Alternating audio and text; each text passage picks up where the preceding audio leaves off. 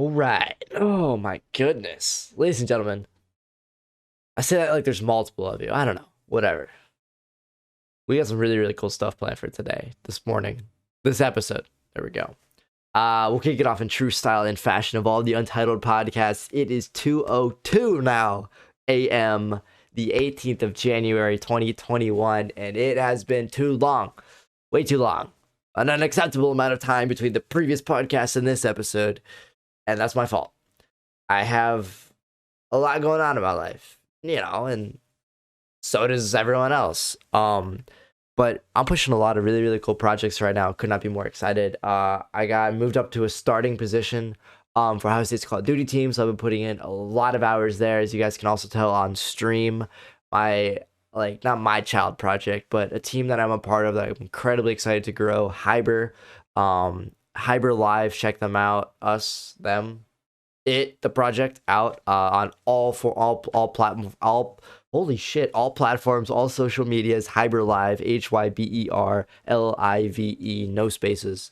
Yeah, lots of going on in my life, as well as you guys might notice, we had a blue screen behind me. The blue screen. It's the collegiate budget version of a green screen, because all I did was take a sheet, basically staple it to the wall behind me, and then get some reasonable enough lighting that you could chroma key it out. I figured there's no reason to chroma key out the background, considering there is no background in the podcast. So I figured, fuck it, whatever. We'll just leave it in there. However, I will say, I've been tweeting out about it a lot. I've been dropping hints here and there about art. Art and creation is always just, it's incredible to think that, like as humans, we think about art. Like, what other animals do art? Like, I don't know. And I'm severely underqualified to talk about this sort of thing, but like the way people and things work with art, like, what is art, dude? It's like we're just creating it and appreciating it for creation's sake, right? And I just think that's insane. It's, to me, one of the most notable differences between humans and other things. Animals. I don't know why I said things. Other animals. Whatever. I'm going off on a lot of tangents here. This episode is going to be a fucking doozy, okay? Artists. I've gotten the privilege to work with a couple really, really incredible artists. And, in the name of supporting artists, I'm going to be listing them off here right now for you guys. The very first artist who's helped me get an idea of where I wanted to take this podcast and the aesthetic I wanted to put together is Peyton Visuals. You're going to go track him down on Twitter at Peyton Visuals. Dude's amazing. Does some incredible, incredible work. And he's not your standard like design overlays, design logos kind of artist. He does some really, really amazing pieces that are just unique beyond anything. And he does a lot of merchandise as well. He's done all the merchandise for me and my drops.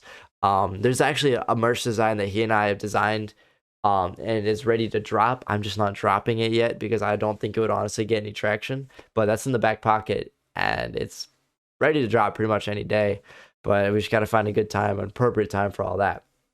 He helped design a type for this podcast, Untitled. It's a super, super sick design. It's beautiful. Secondarily, one of the artists at Hive, who goes by Artistry, is designing overlays right now for just me. I can now bring guests on board. I can have 4, 5, 6 guests in the podcast with some amazing graphics. It's going to make everything look super beautiful, super crispy, doing motion graphics, in, out, everything you can imagine. It's going to be absolutely gorgeous, and it's going to make this podcast really feel like it's upping the production value. And it's something that is also worth looking at beyond just listening to. And he's been amazing to me, and we're currently working on cleaning up the finished package of the branding. And then the third artist I have to big shout out to is Monopause. He's very, very quickly becoming one of my closest friends. He's a member of Hyber, one of the original creators of Hyber, alongside his older brother Marshall. And he's an amazing artist, but he does sonic art, music. I don't know why I said sonic art. Like, I swear to God, I've not smoked a shitload of weed. I'm just losing it. Music. He's incredible. He really is. A great eye for music. hear, but he's good at seeing. I don't know how to describe it. I couldn't possibly put it into words. He's incredibly talented and has been designing some beats and some music that are going to go into the stream, not the stream, into the podcast. I am losing it tonight. Guys, I apologize. Like I said, this podcast is going to be a doozy, but we're going to make it happen. He's doing some incredible art, and I'm just so excited to wait for all three of these to be completely finished, mesh them all together, and then really produce an experience that's special and worth keeping up with. So I could not be more excited to bring those to you guys. What else have I been up to? So we're starting this off with like a recap of sort of what's been going on because I've been AFK for way too long. I applied to be a commentator slash caster slash analyst for the Collegiate Call of Duty series. That would be super, super sick. I don't know. I did that. I started all my classes. Let's take a look at what kind of classes I'm up to right now. Like getting an eye into, a business student's life, I suppose. I'm taking Spanish, so my major is international business. So I'm basically Mr. Worldwide. But I gotta log into my account and stuff. International business requires use of a language. And so I was like, hey, I speak Spanish really, really well. I don't necessarily want to take really, really difficult Spanish classes because I already speak the language. It doesn't make sense to take classes that just test the small details that don't really matter when it comes to conversing, talking, being able to engage with the culture and the people. So I purposely bombed the entry test. So now they've placed me in a lot lower level Spanish classes, which are mind-numbingly easy for me because I already speak the language really fluently. So easy A there. And I could take 17 credit hours and still have time to pursue things like podcasts, competitive Call of Duty, designing graphics, overlay, shit like that, engaging with Twitter, supporting my friends, starting concepts like Hyber. That's super huge to have that time. Every second matters. But some classes I'm taking that are actually business focused, finally. Like we got past general education. We're generally educated as qualified by the Ohio State University. Thank God we're out of that. Intro to accounting. Gonna be a lot of math, a lot of numbers, a lot of dollar bills. I think we're gonna do okay though. Business statistics. Now this is a class that I'm really, really excited for. Because I think it has a lot of applicable, like, real-world understandings of how we use statistics to model performance in any industry or business that you're in, which allows you to make better informed decisions. So people who are really good at business statistics are an asset to any company. That's something I'm personally pretty interested in, especially having an analyst / coaching background in esports. Principles of marketing. Again, also really, really important. How do you sell shit? How do you market to an audience? How do you market a product? How do you market yourself? Something I've also been really invested in, trying to build a brand, be an entrepreneur, I suppose, in that sense. Logistics management. How do you manage logistics? All the details, making sure things line up. Everything supports each other. You build a sustainable system of work and growth. All this stuff is like crazy, crazy applicable to like esports and the career that I want to build. So I'm really, really excited to like learn from industry professionals, learn it all, to be honest. And just really, really just, I don't even know. I love learning. I do. And if you guys kept up with the last podcast episode, I talked a lot about turning curiosity and learning into success. And I'm not going to speak to that because I already spent literally an hour speaking to it on the last podcast episode. But we'll leave that there. That's sort of what the college life looks like. And I will be making a video with like a GoPro, like a day in the life. That's going to be cool. But I'm bouncing all kinds of ideas off the YouTube, trying to make all the time we can. I've made some purchases lately. I know that's like a very abrupt switch. I'm wearing one of the purchases. I'm not wearing fingerless gloves because they look absolutely fucking hot. And that's really the only reason, right? These are actually compression gloves. So I've been playing a lot of video games. Like a lot of video games. And trying to work out, trying to keep my body right, I've been starting to have small problems in my hands. So I've been wearing, especially after long gaming sessions and after like fucking marathons of just scrim, bots, sniper lobby, whatever else. It's like put the compression on, hydrate. I'm hoping to avoid issues with my hands, carpal tunnel, anything along those lines. Taking care of your body. You got to make sure you're sustainable, right? I love what I do. I want to do it for the rest of my life, but I gotta take shit seriously and take care of myself. Also picked up a pair of blue light glasses. Super super stoked for. Um, those will really help as far as just protecting myself from blue light, protecting my corneas. Those bad boys. And Red Bull action. May or may not be meeting with some really really cool talented individuals uh in association with Red Bull. I will leave that there. That will be a future announcement if it even happens, but you know me, I'm always scheming some stuff. So stuff is very very properly being schemed at the moment. And I'm just super stoked.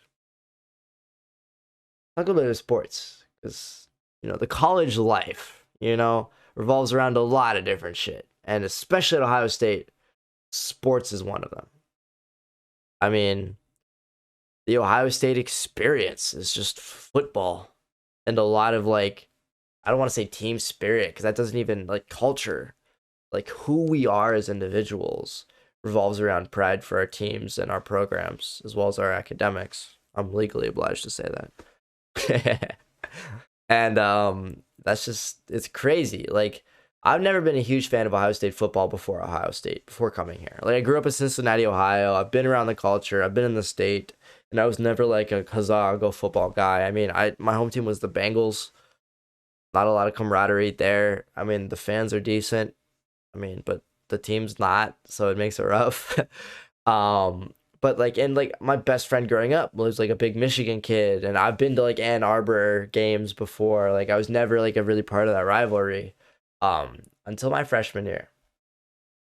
My freshman year gift from my mother was season tickets to Block O South. Now, if you're an Ohio State student, you know exactly the gravity of what she just committed me to, and I had no idea the gravity of what I just been committed to. And if you're not an Ohio State student, I'm going to explain it. The entire stadium, or coliseum, perhaps is a more gigantic term to describe it, where you play football, is very affectionately known as the horseshoe, or the shoe, by pretty much everyone. Now, the actual stadium is more like an oval, but you have this horseshoe action, as demonstrated, and then a very, very flat, big old square of risers that just goes up forever. That caps off the horseshoe, making it a complete circle. That entire set of risers, from field to a couple 100 feet off the ground up, is Block O South. That is the most rowdy group of individuals I've ever been a part of. There's cheers for every play that happens. They control the tempo and the energy of the entire stadium. It's insane. Like, it's actually like someone's got to do a social experiment or something. It's insane. But I don't know. That was I'm gonna say insane again because it really was. Everyone loses their minds. They go nuts. There's a pun there, Buckeye something. I don't know. Pretend I made the good pun. Um, it was a ridiculous experience, especially coming from a small private school, in Cincinnati, to then going to one of the largest, most public colleges in the entire country, to then going into that space for football was something new. Really, really transformative experience. It's very, very much sold the Ohio State experience to me, and I love it. But talk about esports for Ohio State, which is something I'm really, really trying to push. There's a lot of issues there. I mean, the mismanagement of resources, I don't know. I'm not really gonna get into the Ohio State esports thing. That might end up being a podcast of its own, perhaps with a guest. I've got a couple guests in mind for that actually. And but yeah, we'll leave that alone. But also something that's sort of taken a very, very, very large step backwards because of COVID has been Ultimate Frisbee. Ultimate Frisbee is a club sport at Ohio State, and it's taken pretty seriously. The team is very, very good. They're nationally ranked. They travel across the country to tournaments. The collegiate playoffs for it are hosted in, West Coast, East Coast, Texas, everywhere. We travel around to all those. We've been on ESPN. We're very, very good. And that was a team that I'd become a part of my freshman year. However, COVID killed my postseason. Right? We played through the regular season, then we never really got to the postseason because of COVID. And now coming to my sophomore year, we haven't got to play at all. And it looks like the season in the spring semester will also be canceled. So I've really only played my first semester of Ultimate Frisbee for Ohio State. And it was so important to who I was during college. Not even like the social identity of it, but simply the structure of just saying, hey, at this time, couple, for what it ended up being like 10 hours a week over a bunch of different times, I'm going to be with this group of guys doing something athletic, something new, something that requires like thinking and teamwork, and it's going to be awesome. And that was like really, really huge for just my ability to do something not school related that was still like mentally stimulating, and also to be active and get outside. And quite honestly, being a gamer, very, very like committed and like no lifing that shit. Like, it's really important to get out, to exercise, to take care of your body, to do shit that's not on a TV screen all the time. And not having that right now is definitely taking a toll just on my health, I guess, mentally and physically. So just working out, lifting, trying to talk to brothers in the house. I live in a fraternity house, and things like that. Just trying to make our way through COVID. But just like everyone else, I mean, it's not easy. COVID's difficult. But I think us gamers specifically have had a pretty good time compared to most everyone else, as far as like the impact it's had in our lives is not as great as it has on some people. We still get to socialize. Discord still works. The Xbox Live servers are usable mostly. It's always there. But yeah, I would say it's been a lot, but it's something I enjoy. And I guess now going into my second semester sophomore year, like I'm still an infant. I'm a child. Infant was a little dramatic. I'm a child. I'm a child at heart. I'm a child in reality. I'm only 19. I don't turn 20 for a long time. Um, I'm a child. Ugh. I'm trying to figure out what I want to say next. If you're new to the podcast, you're probably very confused. But also, like, one of the best things about this podcast is the fact that there's never any planning. I'm not reading a script, line by line. I'm not, maybe there's a couple bullet points down or a topic I want to hit, but this is all in one take. This is not trimmed, not edited. It is cut the front off, cut the back off, maybe add in some graphics over top if it's needed, like Twitter ads or something. I don't know if I'll get around to that. I might not. And we just put it out there. It's a very, very raw form content. It's just going out there. It's my thoughts. It's who I am. I'm a real person. I'm a real person. And going out there. What do I want to talk about? Let's talk about cooking. Cooking is cool. Cooking is perhaps one of my favorite skills that I've learned in life, is how to be a good cook. Growing up in my house, it was mandated. Both my parents are good cooks. Actually, they're great cooks. They're really, really good cooks, but they weren't always that way. But by the time I came around, you know, as a getting born, that's what I mean by coming around. They were very, very good cooks. They had a lot of practice. They've been married together for a long time. They both love doing it. My parents are both exemplary cooks. And it was just sort of like, by growing up in that environment, or like having the privilege to have like home cooked meals like 6 days a week, like minimum. It was like healthy food. It was well made. It tasted good. Like, that was perhaps one of the best things in my life I could have possibly asked for. And something that, if I have kids, that would be a big focus I'd have. Just have that structure and that stability, and like just the nutrition and shit. Like, be good cooks. But so I grew up in that environment. Very, very privileged. Super grateful for that. But I watched and learned. I'm a very good watcher. I like watching shit and learning from it, and like building a diagram in my head of all the different things, and like connecting different topics and different ideas, and then like coming out on the other side with like a really good understanding of something. That's what I'm good at. And that's what I love to do. And then tasting, getting to associate all sorts of different styles and recipes and executions of said recipes and having different tastes week by week, even though it's the same meal cooked. Oh, that was cool. And I think that was what really opened my eyes to cooking, was just being around it all the time and then just tasting it. I mean, food tastes good. More often than not, if you don't like something, like a food, it's not because you don't like the food, it's just because you don't like how it was cooked, to be honest. That might be a little bit of a hot take. Um, and there's probably gonna be some dipshit out there who subtweets me and goes, "But I have allergies." Like, fuck it, bro. You have a peanut butter allergy? Peanut butter still fucking slaps. Eat that Reese's cup, jab yourself with the EpiPen, call 911, call it a day, bro. I mean, it was worth it. Just because your peanut butter allergy doesn't mean Reese's cups don't slap, okay? We make sacrifices, all of us. But I don't know, just learning how to cook good shit. But I would say really, really weirdly, like what I've learned in cooking has honestly been so, I don't even know the word. It's been so important to how I've grown up and the person that I've become so far, right? Like the person that I've become. Like I'm 19 years old. Like I can barely think normally. So like I'm not really a whole person yet. Like a half person. Um but like I guess following instructions is something that like learning from cooking and taking out like into the world is like dope.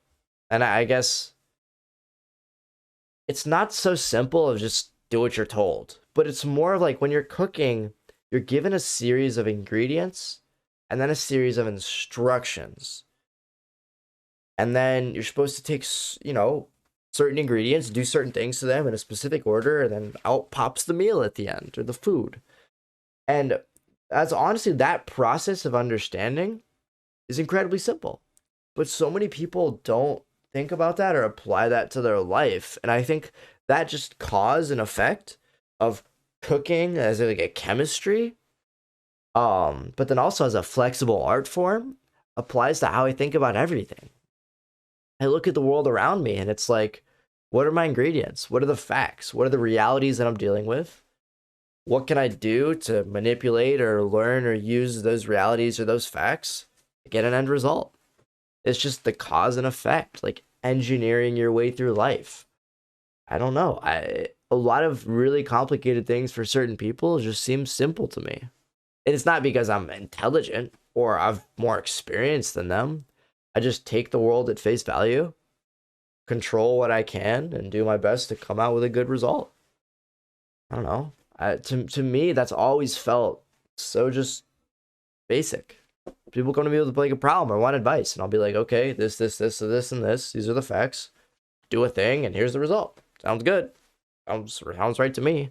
I don't know. I just feel like very, very much my decision making process and the way I engage with information, like as a human being in the world, feels a lot like I'm just cooking. And we cooking up some good shit. Um, and like staying flexible through problems, because like recipes, like if you don't follow them to the line, like you can still make good food. You can substitute different flavors and different spices or entire ingredients out on the fly. You have to be aware of the consequences of what new flavors and new ingredients will do to the texture end result of a food, or you have to understand what the consequences are for changing those variables. You can still end up with a really good result by changing the variables as long as you're aware. And I think again, staying flexible through that, saying, hey, I don't have to fall by the rules, and anything other than the rules is gonna fuck it all up. I think that's again really, really powerful. I don't know about metaphor, but like it seems to mirror how life works. There's usually a pretty decent guideline on how to be successful at something and come out with a good result. But if things don't go exactly for the right thing, or you don't have the perfect ingredient that's required and listed, like there's substitutes and there's alternatives. And whether or not that the food that comes out at the end was exactly what you wanted, if done well, it can still be really, really good. And this is real life shit, y'all. I'm blown away by what I'm thinking of right now. It's wild. Uh, and then there's there's a saying, and I remember this because my mother specifically was really, really good at this, and my dad was okay at it. And it's a cooking concept. It's called mise en place, and it's I believe it's Italian for everything in its place. I think that's a really loose translation from like a memory from when I was like 6. So I could be wrong on that. But mise en place, the concept is that you get all of your ingredients, you organize it out, everything you need to make something happen, you get it all there, you get it all set, and then you begin. And that planning, that forethought of here's everything I need, here's the steps I'm going to take for this end result. I know what the end result's going to be. Now we begin. And I feel like that planning, again, dude, is a fucking great metaphor for life. Just thinking about getting your shit together. What do you want to happen? What's the end goal? Why are we cooking? What's for dinner? And then saying, okay, well, what do I need to make dinner? Setting it all out, having an understanding of what all you have, and then following the instructions or figuring out what do you have to do, what chemistry has to happen to get the food you wanted. That's just awesome. So my mom was really, really, really good at mise en place, organizing, shopping. Like, she was amazing at that. And my dad was a lot more in the freehand style of things, where he was like, let's get all the food together and we'll just start. And I'll go to the cupboard to grab stuff as I need it. We'll juggle stuff on the stove and, everywhere else. Like, he was very, very more just like, we're just going to go with the flow. Grab stuff when we need it, whatever else. I'll make it happen. Don't worry about it. And it was a very, very different style of cooking than my mother's, but he still made really, really good food. And I don't think I need to explain that very, very clear metaphor to you guys.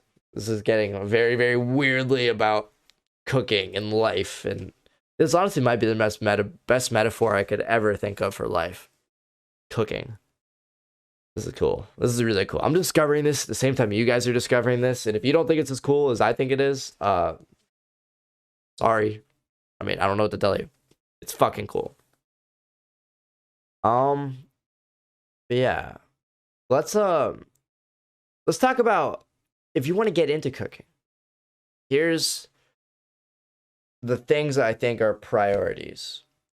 Number 1 is do it, and do it a lot.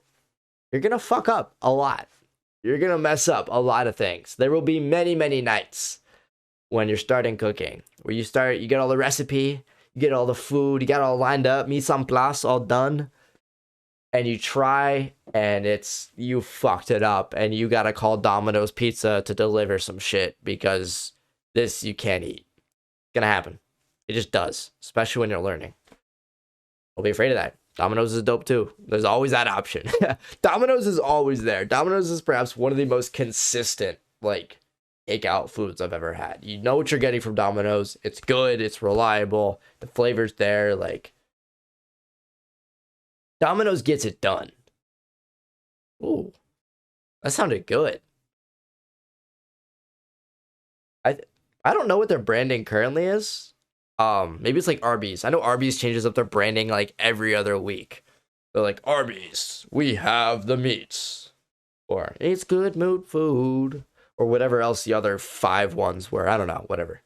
But Domino's, if you don't already have a branding, Domino's, we get shit done. I don't remember what I said. Whatever, just rewind the podcast 30 seconds. Whatever I said, put that. Because Andy 20 seconds ago was way smarter than Andy right now. What was I saying? All right. Yeah. Stuff you should know if you're going to start cooking. Which everyone should, bro. Go learn how to cook. Just a skill like anything else. And to be quite honest, it's not that hard. You get told what to do all the way through it. You know exactly what the ingredients are. Exactly the recipe is going to come out. You need to get pictures. You know what it's going to look like.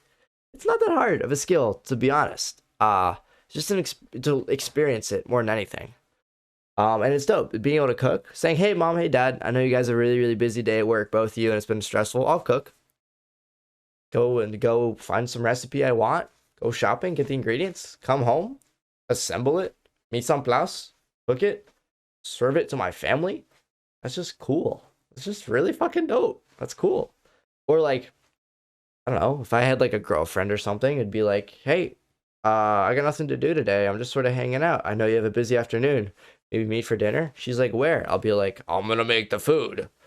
Oh my gosh. And then boom, instantly marriage. That's how it works. That's how I've been told it works, and I believe it. I don't fucking know. Whatever. But just being able to cook is just a cool skill.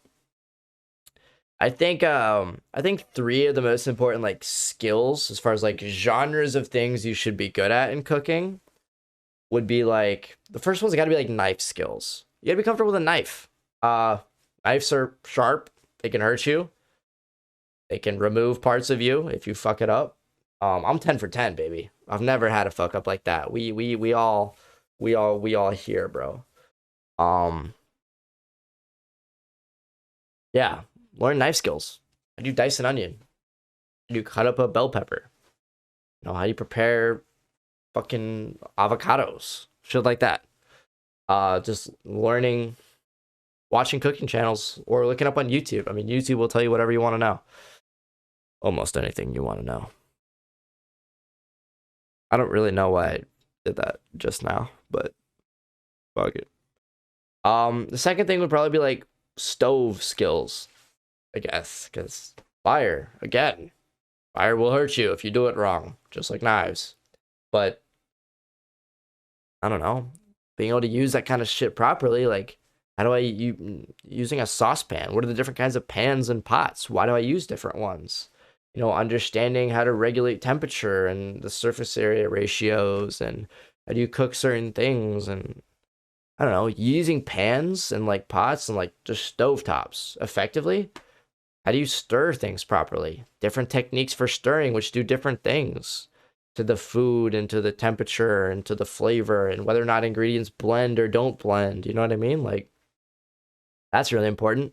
And a lot of that, again, that's where you do a lot of your fucking up. If you fuck up cutting up a pepper, it's like, oh shit, we'll just get another pepper and try again. Like, that's easy to practice. The pan, like, you cut it up, you prepare it, you assemble it, you put it in the pan, you cook it, and you're like, I fucked this up. And you gotta throw it all out and then do it all again. That's when you just call it a night and fucking ding dominoes and see what's up. But yeah, pan skills, harder to practice, but very, very invaluable. I would say third, just overall. I mean, we talk temperature skills, understanding how temperature affects stuff. Because a stove is not binary, not on and off. It's temperature. There's a lot of it. I'm not explaining this very well. Hot stuff is good, but too hot or not hot enough could be bad. That's about as good as I can explain that. Understanding how to visually recognize how hot certain things are, how quickly certain things heat up and cool down, knowing that, hey, the onions have been in there for a minute, they're not turning brown at the speed they normally should. I need to turn my temperature up. Checking the temperature, like I know a pan is hot and ready to go. Take a little bit of water in my hand, flick it onto the pan, and if it like sizzles and evaporates immediately, I know we're ready to go. I know it's heated up enough. That's how you check like griddles and things like that. But yeah, I think temperature skills are important, like especially even with an oven. Usually an oven is just plug and chug. Temperature, how long it's supposed to be there, check again when you're done. But then knowing how high in the oven do you want to put the thing for different results. Are you broiling it? Are you baking it? Are you using convection? I don't know. There's a lot of variables, a lot of stuff to learn, but eventually you'll get there. Plus the oven stuff's hard to fuck up, and it's also like when you go to bake, it's like baking.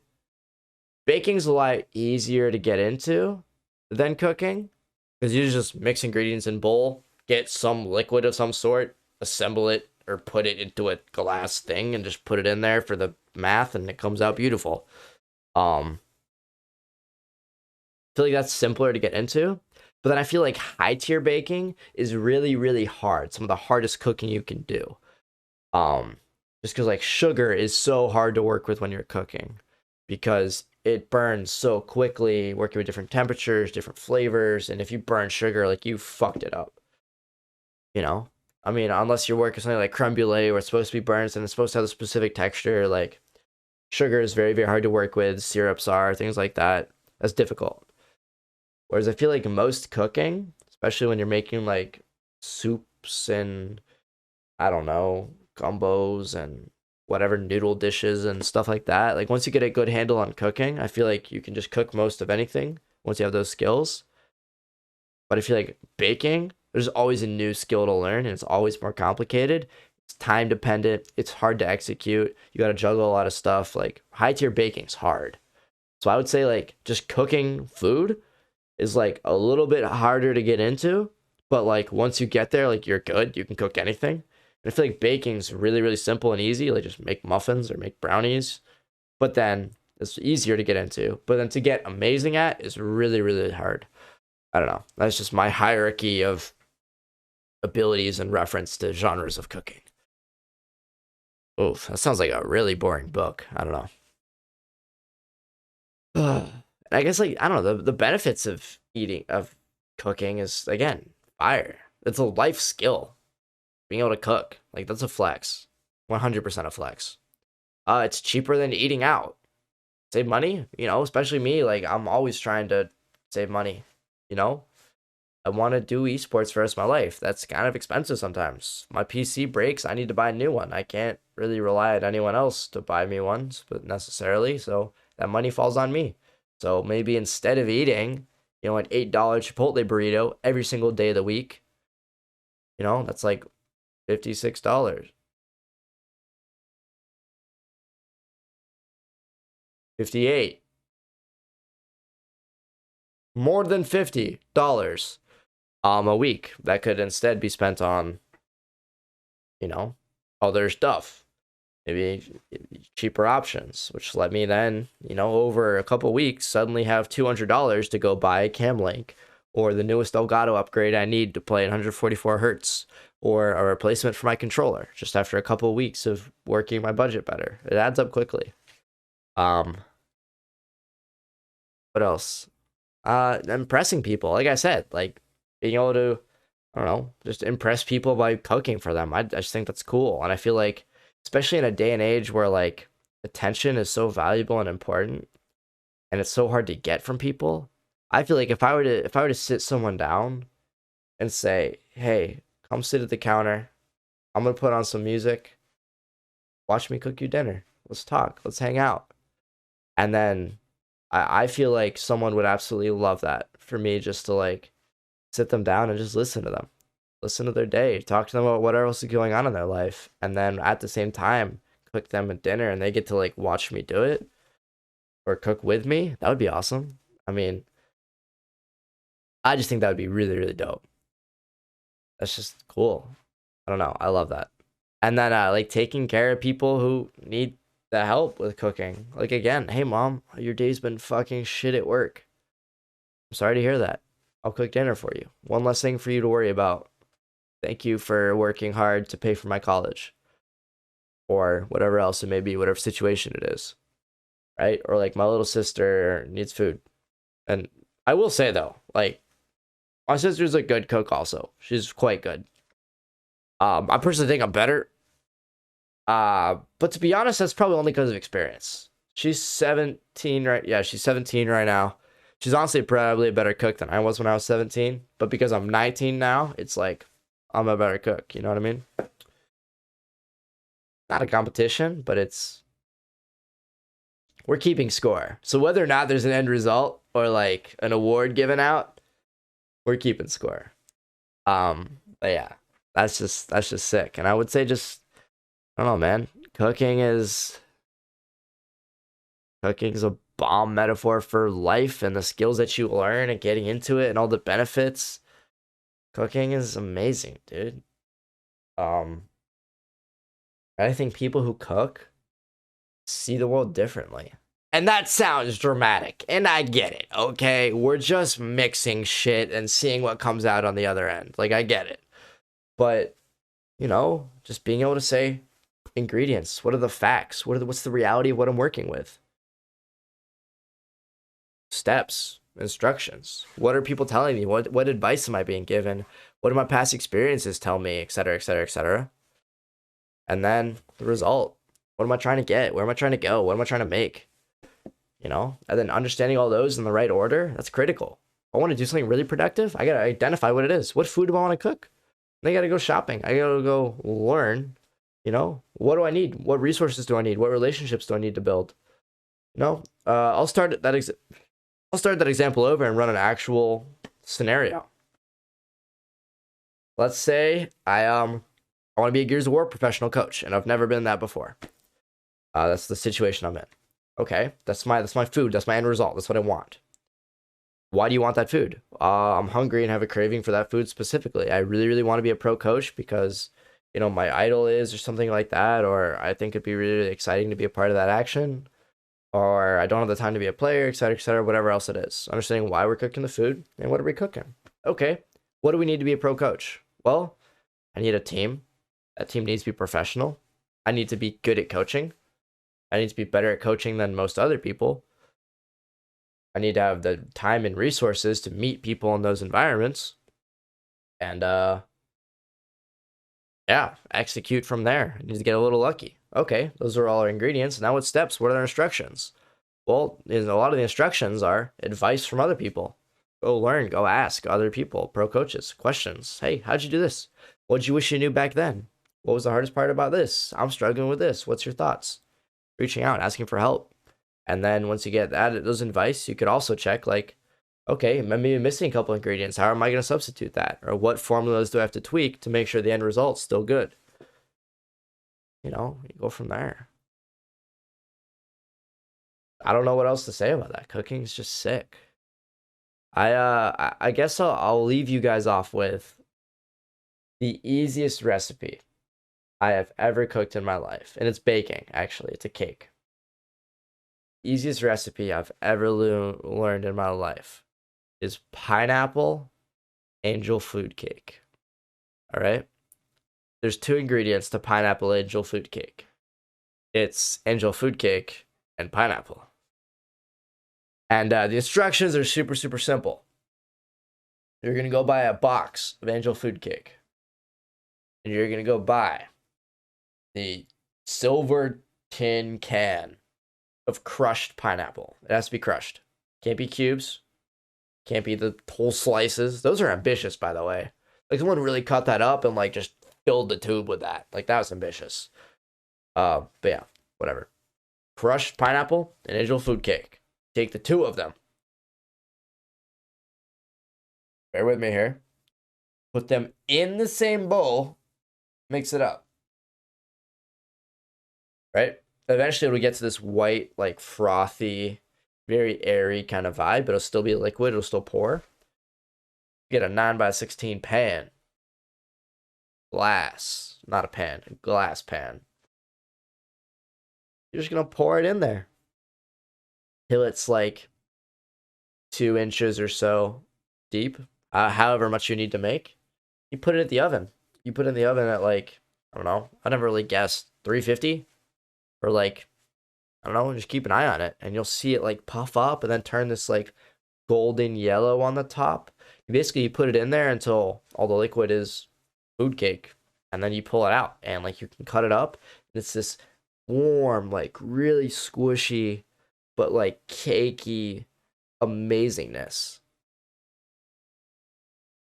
And add like whipped cream or like, I don't know, ice cream, chocolate syrup if you're a fucking animal. Pineapples and chocolate are kind of iffy to me personally. I don't like that food combination. I don't know, whatever. It's good, okay? Listen to me. Look me in the eyes. It's good, okay? It's really good, okay? Trust me. Jesus. All right. And yeah, I guess I'll leave you guys with that recipe. You know what? No. I got more to say. All right. My favorite thing cooked for me. We'll sort of go by categories. My favorite, like, entree, like main meal cooked for me it's a roasted penne sausage dish. That is amazing. If you guys aren't familiar, penne is like a type of noodle. I'm not going to describe it. It's way too late or early in the morning for me to try and describe what penne looks like. Figure it out yourself. Penne. You'll get it. Then you get sausage, right? And you don't get ground up sausage. You get like the tubes of sausage. I don't know why I did that. Whatever. Fuck it. And then you also get a can or like use can of crushed tomatoes, and then a can of a jar of peppers. Like it'll be like an assorted. I find them at Trader Joe's. It's an assorted red and yellow peppers that are already like softened and in like a brine. Um, and then an onion as well. You'll need half an onion. And literally, what you do is you take your pan.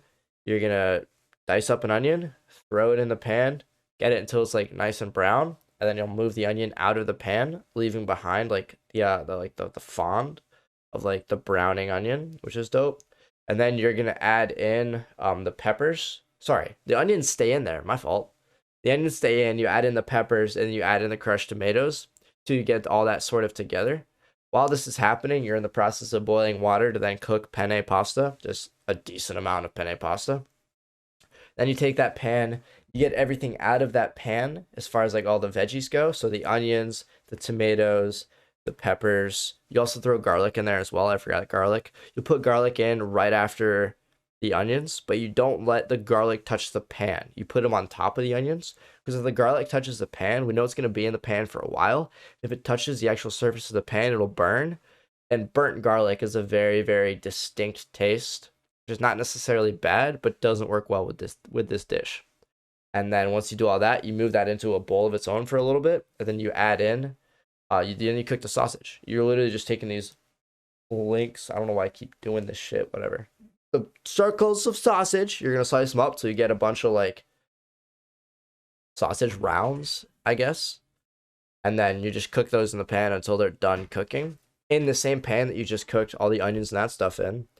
And then you add back in all of the veggies and stuff that you just cooked. So you stir it all together. And then the browning of the sausage is then mixed in with the veggies and stuff. And then you add in the noodles, the penne, into the pan, still heated.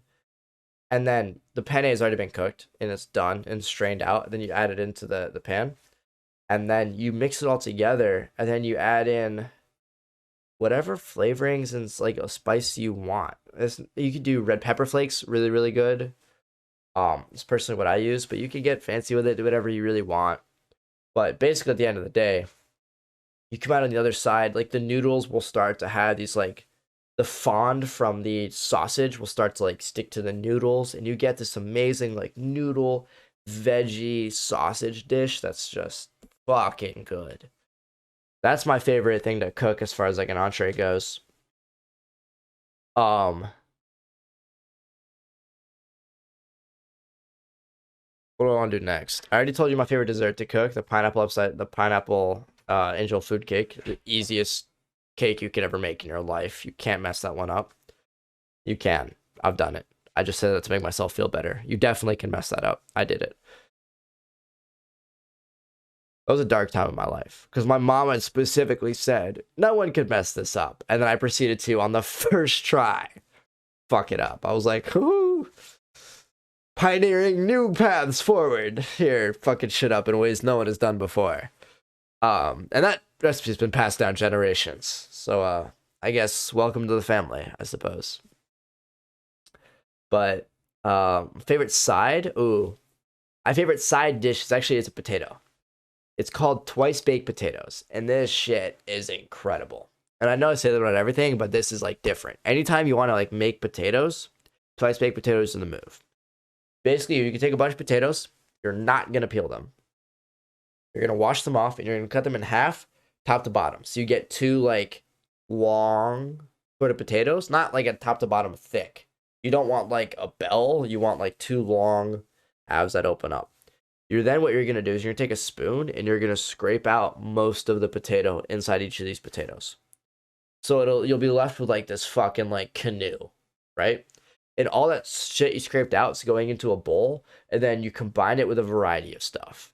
You get like green onions in there. You're gonna get like sour cream, butter. You're basically just gonna do whatever you want to make mashed potatoes. However, you're gonna make your mashed potatoes. You're gonna make mashed potatoes on the insides, right?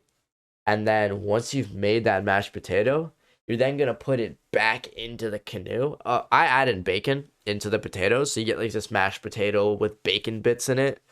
Fire. And then you put it back into the little canoe. And then you're gonna take all those little canoes of potato, which you removed, and then refilled in with like mashed potatoes with bacon. Can't forget the bacon. And you sprinkle cheese on the top. Just not a shitload, not a boatload or a buttload, a load, a load of cheese on the top. That's accurate. And then you're gonna put that into the oven. And you keep in mind, you're gonna have a bunch of these little canoes, probably like 6 if you went through like 3 potatoes or whatever. You can scale this up for however many or how few people you want to eat this with. You're gonna put it into the oven. You want to put it near the top of the oven because you want the top of the cheese to broil, turn a little bit brown, and like really just have the gooiness that you love. And you're just gonna cook the potato, which hasn't been cooked yet, along with the mashed potatoes, and the inside all warms up and the cheese melts on top. And then when you pull it out, like the potato is like all warm. And then when you slice it up and eat it, you get like this mashed potato along with actual potato with bacon and like green onions and cheese all over it. Like, bro, it's good. I will specify as the cheese we do use is like an American cheese or like a yellow combination. Not like a taco mix cheese. Not like a Mexican cheese, but also not like a white cheese. Like a good American yellow cheese is what I prefer. And that's my favorite side dish to cook is the twice baked potatoes. Those things are incredible. Dessert, main entree. My favorite drink. I don't know. Horchata is really good, but I have not yet figured out like a good. I've not yet executed horchata well. If you guys aren't familiar, horchata is it's like a Mexican drink, a Latin American drink, and it's like this. It's like a sweet milk with like cinnamon in it and stuff. It's incredible, and it's honestly not that hard to make. And I tried to make it one time, and it just didn't feel the same. I was lucky enough to travel to Mexico City for the Gears professional circuit and have like real authentic in the heart of Mexico horchata, and it was incredible, dude. And I can't replicate that. I don't think I ever will. I don't even know if that's a cooking problem or just an environment. It just doesn't hit the same here in Ohio. I don't know. My fault. Sorry, guys. But horchata is really, really good. Entree, side dish, dessert, liquid. That's all I could ask for, to be honest. That's all I got for you guys. It looks like we're about 52 or so minutes into this podcast. We can honestly call it quits here, guys. I'll leave you to it. But we talked a lot about cooking, talked a lot about life, my life specifically. But with all the new art and things coming out, I'm really, really excited to get into your guys' lives. Bringing on guests, talking to some really, really cool people. I've probably got about 6 or 7 guests already lined up for this podcast. You guys are just going to love. Really, really smart, really, really talented, but unique and passionate, like, and fucking gorgeous. That has to be said. It's going to be great. I'm super, super excited. Super, super, super excited. I'm sorry. I fully plan on stopping the podcast here. I'm just in my mind trying to figure out what the fuck am I gonna name this episode of the podcast. Cooking for Life. That sounds like a book my 60-year-old grandma would have above her toilet. I don't know. I'll figure it out. I'll figure it out while I'm designing the graphic for the thumbnail. We'll get there eventually. But guys, thank you so much for stopping by. For watching. If you made it this far, like, I love you, I guess. I don't know. I'm just making these, man. I'm just making podcasts. I'm trying to make other videos and things. Like, I'm chasing what I love to do. And quite honestly, it could all fall apart here in a year and a half. Or in 5-10 years from now, I could be only halfway to my peak. You know, it's a crazy world out there. But you guys watching this, stopping by, giving me a little bit of your time, it truly means the world. And you're letting a 19-year-old sophomore in college chase his dreams. So kisses. I appreciate you guys. I love y'all. Take care of each other. I'm out. And then click the record button. I'm not gonna miss it. If you guys watch, I'll shut up. Bye, guys.